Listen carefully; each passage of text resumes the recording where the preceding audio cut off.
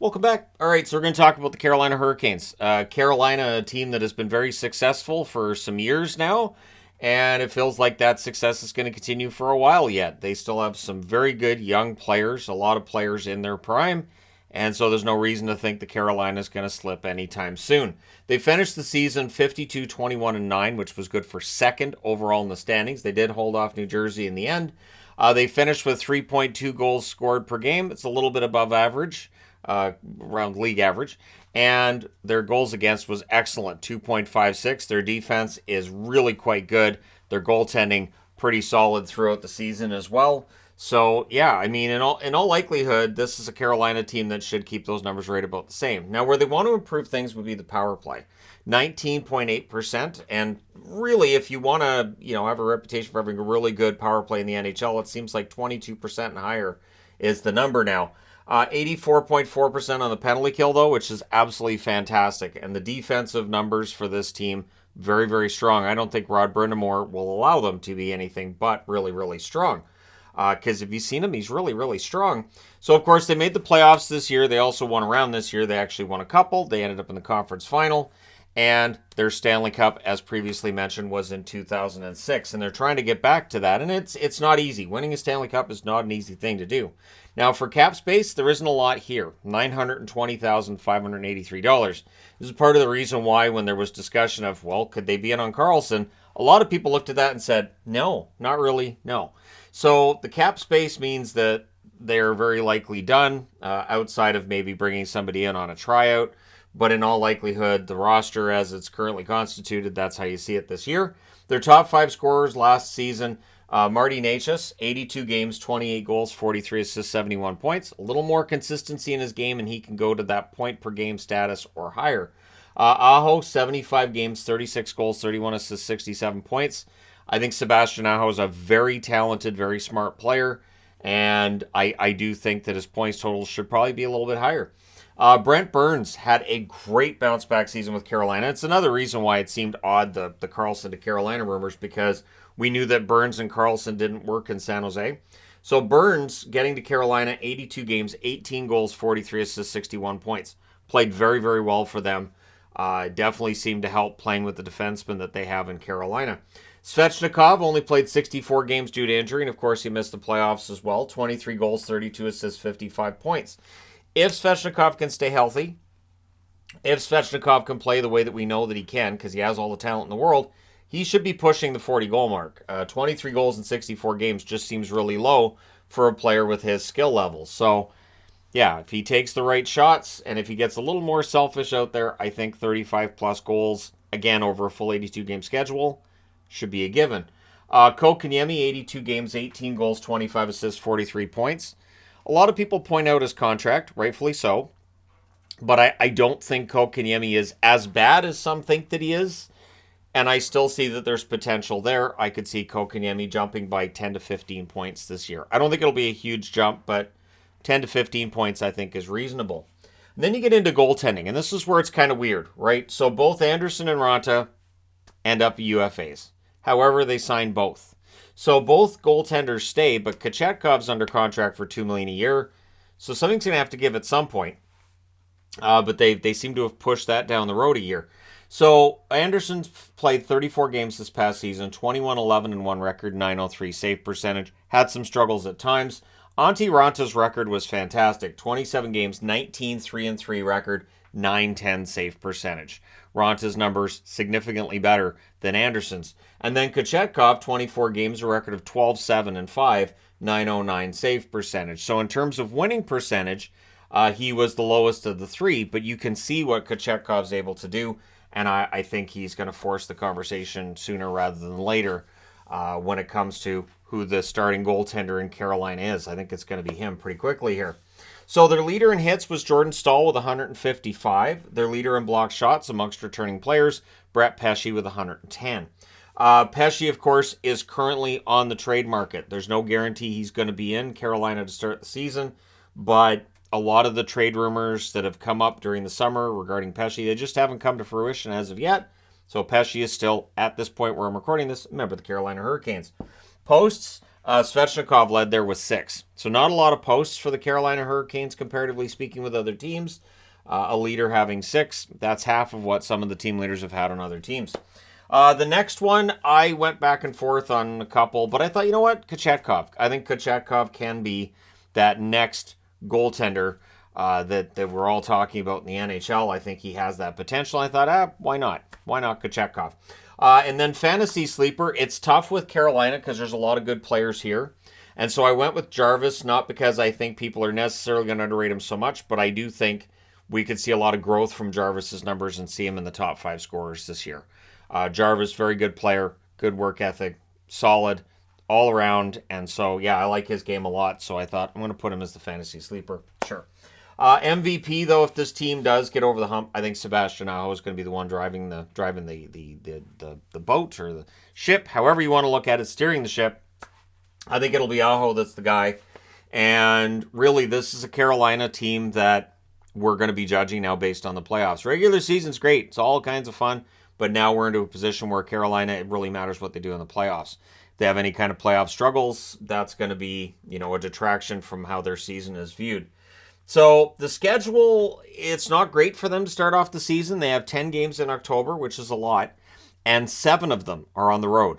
So for Carolina, a team that's been pretty good on the road the last couple of years, we'll see how that works out for them. If they can come out of October with 7 wins in those 10 games, regardless of how they get them, that's a pretty good start and means we'll likely be talking about them again as one of the top teams in the NHL, which would not surprise me at all. I do think that Carolina is going to be one of the top teams right out of the gate. And between them and New Jersey for first place, that's very likely to be where we see it. And the channel vote seems to agree with that. 82% of the vote says first or second for the Carolina Hurricanes. 15% say third or fourth for the Canes. 1% says 5th or 6th, and 2% says 7th or 8th. So only 3% of the channel say 5th or lower, so that's either people who just don't like Carolina or people who voted accidentally, because it happens. But either way, 97% of the channel says 4th or higher, and 82% saying 1st or 2nd. I'm going to agree with the 82%. Yeah, they should be 1st or 2nd in the division. So when you look at exits from this team, DeHaan, depth defenseman. Pacioretty only played a handful of games because of the Achilles injury. Hopefully he's 100% this coming season. They didn't have the money to re-sign Pacioretty if they had wanted to. Gostisbehere exits as well. He was a rental at the deadline. Kasha, who ends up signing in Europe. Stastny, there's still no word from Stastny yet on whether or not he's going to play this coming season. He doesn't have a contract that I've seen, and there was some speculation about him retiring this offseason. Stepan exits, as does Puljujarvi. Puljujarvi brought in from Edmonton, and I had hopes that maybe Puljujarvi playing with Carolina would turn his game around, and it didn't. Puljujarvi, another rough year, and so we'll see if he's able to get his game back, but it won't be in Carolina. And then the additions to the team, Bunting's going to be interesting. So keep in mind with Rod Brind'Amour that he's not shy about complaining about officiating. Bunting's not shy about complaining about officiating either. This could make for a very interesting scenario this year because referees decided they didn't like Michael Bunting at some point during the regular season last year and just stopped calling penalties where he was concerned unless they were offsetting. So you could hook him, slash him, cross-check him, and as soon as he turned around and swiped at the guy, both players were going off. And if he didn't turn around and swipe at the guy, nobody was going off. So if that happens in Carolina, Rod might have a couple of words to say about it. Brendan Lemieux, also not shy about taking penalties or a finger or two. Orlov comes over. He was rented at the deadline by Boston, was great there. If he can play half as well for Carolina as he did with Boston after that trade, Carolina's in really good shape on that blue line. And D'Angelo brought back, as there's no shortage of defensemen on this team. None. This is part of the reason why the Pesce trade looks very, very likely. There are too many defensemen. If you're going to make the argument that, well, yeah, but Pesce's good defensively, is that going to hurt them defensively with that kind of change? It could. It absolutely could. But you look at what Carolina's done with Chatfield since they got him out of Vancouver. Honestly, Carolina does a pretty good job of training defensemen, so I'm sure that if they do move Pesce, they'll be able to figure it out. So one thing to keep in mind with this team, there's a lot of unrestricted free agents next summer. Teravainen, who's looking to have a bounce back from an injury-shortened season. Martinook, good veteran player. I would expect him to stay in Carolina. Shea, Pesce, D'Angelo, Caleb Jones, Chatfield. That's a lot of defensemen. And Caleb Jones I don't have under the additions, so I should fix that. But Caleb Jones under here. So Caleb Jones is one of the additions. Again, they have a lot of defensemen, but it's a one-year show-me deal for Jones. And so with all of these additions, but all these guys on expiring contracts, it will be interesting to see how Carolina goes through the trade deadline and whether or not they try to keep these players or let them go next summer. Ronta is also on a one-year contract. So odds are it's probably Ronta and Anderson with Kochetkov as the third stringer, and then next year we would go to a Freddie Anderson-Kochetkov tandem. In all likelihood, although they surprised me by keeping both goaltenders this offseason, so maybe they could surprise me again. So one thing about this Carolina team is it's the first time in the franchise's history, dating back to Hartford as well, that they've had back-to-back 100-point seasons. This is not a franchise that's had sustained success at any point during their franchise's history until now. It's also 5 straight seasons in the playoffs, which is a franchise record. So it's going to be 6. They could very well get their third straight 100-point season as well. It is year 6 for Rod Brind'Amour. I don't know if it's coincidence that Brind'Amour takes over and this team gets a lot better, but I think he deserves full credit for it. I don't think it's necessarily a coincidence. Don Waddell stepping in as well as GM. He's done an excellent job with this team. And so, yeah, things in Carolina are pretty solid up and down the roster. And this is also a team that has finished first in their division 3 years in a row. Now, 2 of those are in the Metro, and then 1 was in the 56-game season that preceded it, where they were in the Central. But this is a team that knows how to finish well. This is a team that knows how to win. But their regular season results, as great as they've been, and they've been excellent for some time, now they're measured by, so what happens in the postseason. And a conference finals appearance is great, but now they're up to a point where they haven't won a game in a conference finals for some time. And so that's become the new conversation now of, okay, they get into the conference finals. Can they win a game here? And this past season against Florida, the answer was no.